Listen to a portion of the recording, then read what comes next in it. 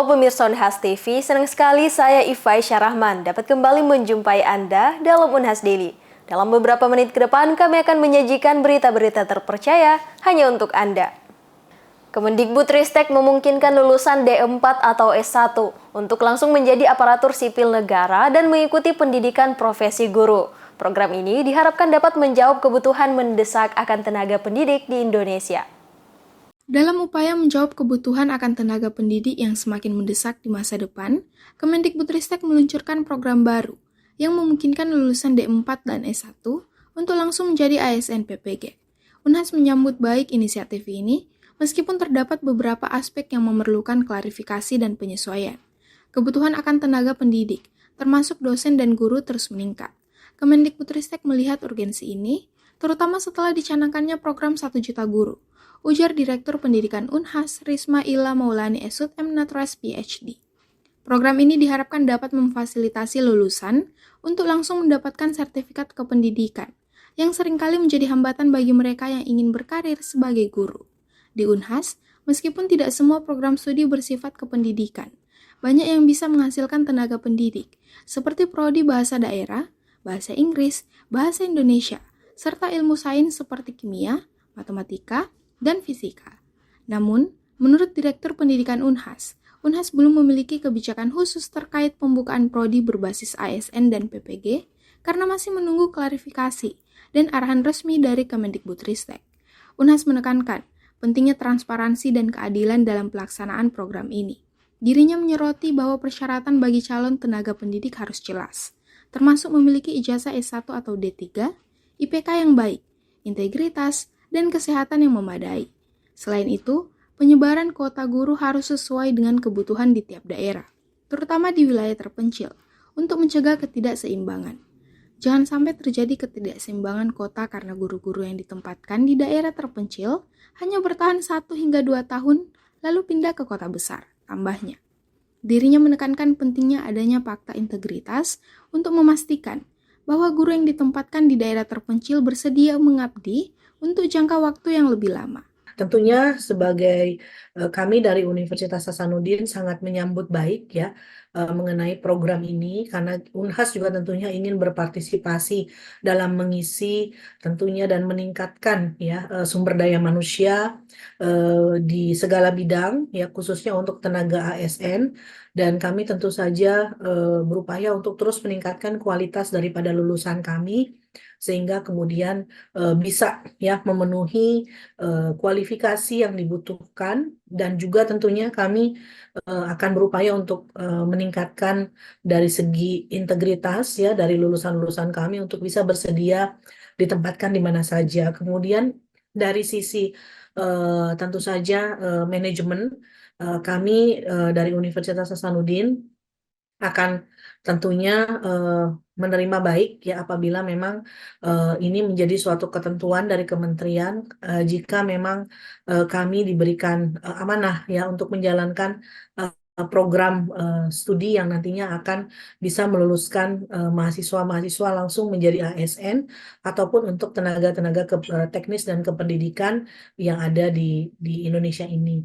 Dan kami berharap ya kami bisa menjadi salah satu provider untuk lulusan-lulusan ASN yang berkualifikasi baik ya dan tentunya berdaya saing unggul dan memiliki kualitas yang tentunya sesuai dengan kompetensi yang diharapkan untuk mengisi program pemerintah ya dalam kaitannya dengan kebutuhan tenaga di segala bidang. Itu barangkali dari saya, Dek. Unhas berharap program ini dapat diintegrasikan dengan baik dan memenuhi kebutuhan tenaga pendidik di seluruh Indonesia. Kami siap berpartisipasi dan beradaptasi sesuai dengan kebijakan pemerintah, baik dalam membuka program studi baru atau mengintegrasikan program yang ada. Pungkas Direktur Pendidikan Unhas, Feni Septiani Samuel, Unhas TV. Obat dan makanan menjadi kebutuhan yang begitu penting dalam menjalani kehidupan sehari-hari. Bagaimana obat dan makanan yang layak dikonsumsi oleh masyarakat? Simak informasi selengkapnya untuk Anda.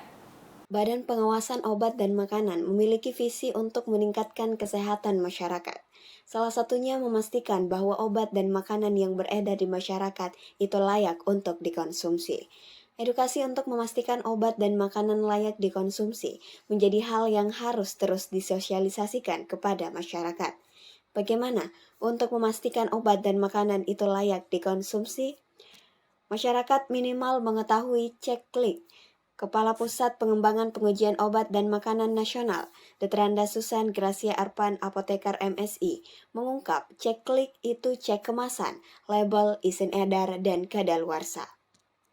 Baik, jadi masyarakat itu harus untuk memilih produk obat dan makanan yang beredar minimal mengetahui cek-klik, ya, cek kemasan, cek label, cek izin edar, dan cek tanggal kadaluarsa. Minimal cek-klik itu yang dilakukan supaya bisa memilih produk obat dan makanan yang baik. Tidak hanya itu, pengawasan yang dilakukan oleh Badan POM terdiri dari dua, yaitu pengawasan pre-market dan post-market. Kalau obat dan makanan harus mendapatkan izin edar untuk beredar di Indonesia, ya, itu sudah adalah peraturan. Kemudian setelah mendapatkan izin edar itu pre-market, dievaluasi semua dokumen dan persyaratan-persyaratannya.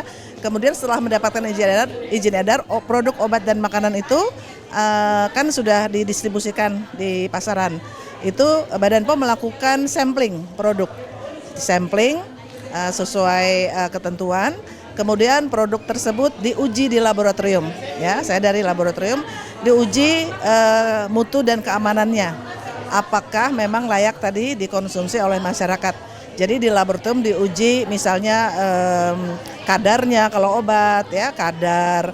Kemudian kalau misalnya pangan juga apakah menggunakan bahan tambahan yang diperbolehkan ataukah menggunakan bahan-bahan tambahan yang tidak diizinkan, ya. Jadi itu secara umum fungsi Badan POM.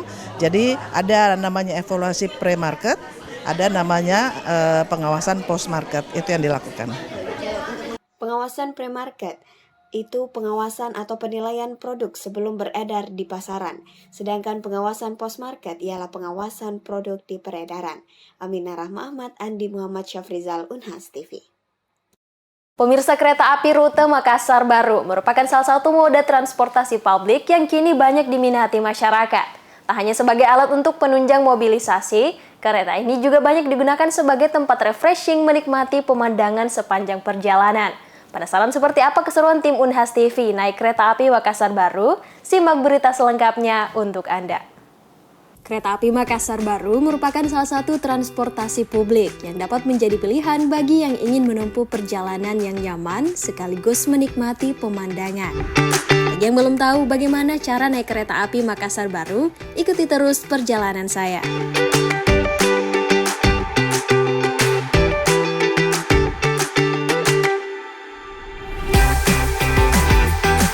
Pertama, kita harus membeli tiket secara langsung di stasiun terdekat. Kali ini, saya akan naik di Stasiun Mandai, stasiun paling ujung di rute Makassar Baru. Jangan lupa untuk menyiapkan uang tunai karena seluruh pembayaran di stasiun hanya menerima transaksi tunai, alias nggak ada e-payment. Tiket bisa kita dapatkan dengan tarif Rp10.000 saja. Di sini kita juga bisa langsung membeli tiket pulang dari Stasiun Garongkong, bagi yang hanya ingin menikmati perjalanan di kereta seperti saya kali ini. Setelah membayar, petugas akan mengecek tiket dan kita bisa langsung masuk ke kereta. Sebelum masuk, pastikan dulu jenis seatnya, apakah seat duduk atau berdiri. Oke guys, kali ini kita sudah berada di kereta api Makassar Baru. Nah, di perjalanan kali ini kita akan start dari Stasiun Mandai menuju Stasiun Garongkong.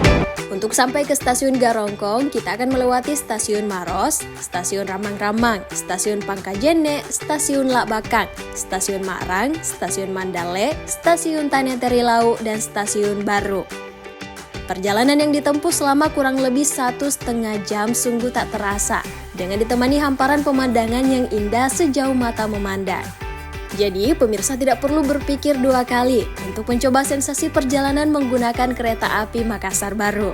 Selain untuk mengoptimalkan penggunaan transportasi publik, penggunaan kereta api Makassar Baru dapat menjadikan perjalanan Anda lebih menyenangkan dan tentunya lebih ekonomis. Ifai Syarahman, Zahra Sabita Suceng, Unhas TV. Pemirsa, berita tadi sekaligus menutup perjumpaan kita hari ini. Terus saksikan Unhas Daily hanya di Unhas TV. Saya Ifai Syarahman mewakili kru yang bertugas, pamit undur diri dan sampai jumpa.